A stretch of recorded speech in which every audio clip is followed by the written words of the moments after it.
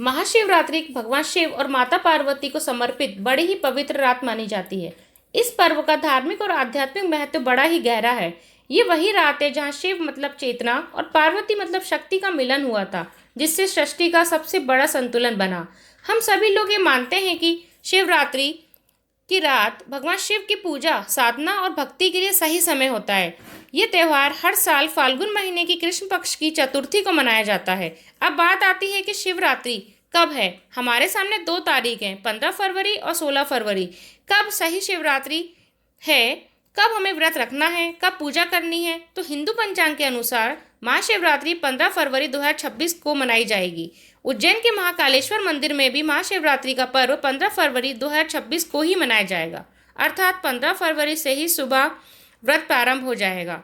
महाशिवरात्रि की विशेष पूजा के लिए 4 पहर होते हैं। शिवजी की साधना के लिए इसे 4 पहर में बांटा गया है, जो अत्यंत ही महत्वपूर्ण और अत्यधिक फल देने वाले होते हैं। महाशिवरात्रि का पहला पहर 15 फरवरी की शाम 6:11 से 22 मिनट तक रहेगा।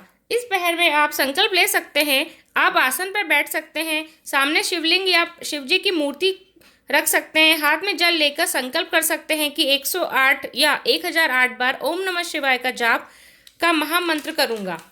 दूसरा पहर 9:23 से शुरू होकर 16 फरवरी की रात 12:34 तक रहेगा। तीसरा पहर 12:35 से शुरू होकर रात 3:46 तक रहेगा और चौथा पहर 3:46 से शुरू होकर 6:59 तक रहेगा।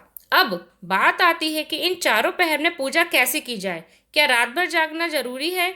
और कोई अगर नहीं जाग सकता तो चारों पहर की पूजा कैसे करें? भगवान तो सभी की पूजा से प्रसन्न हो जाते हैं, चाहे वह पहर में की गई हो या किसी मुहूर्त में की गई हो। लेकिन महाशिवरात्रि में हम चारों पहर की पूजा अगर नहीं कर सकते तो तीसरे पहर की पूजा हमें अवश्य रूप से करनी चाहिए, क्योंकि इस तीसरे पहर की पूजा का बड़ा ही महत्व है। तीसरे पहर को निश्चित काल कहा जाता है, जिसमें कुंडलिनी ऊर्जा और उसकी शक्ति उस समय बहुत ही तीव्र होती है।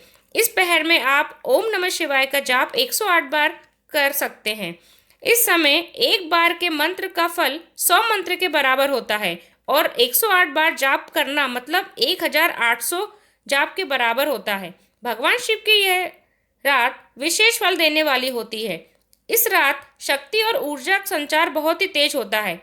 इस रात जागरण करने से नकारात्मक ऊर्जा, डर, भय आदि का नाश होता है और भगवान शिव की कृपा हम पर बनी रहती है। यह रात हमारे मन को जागृत करने और शिव में लीन होने की एक अनोखी रात होती है।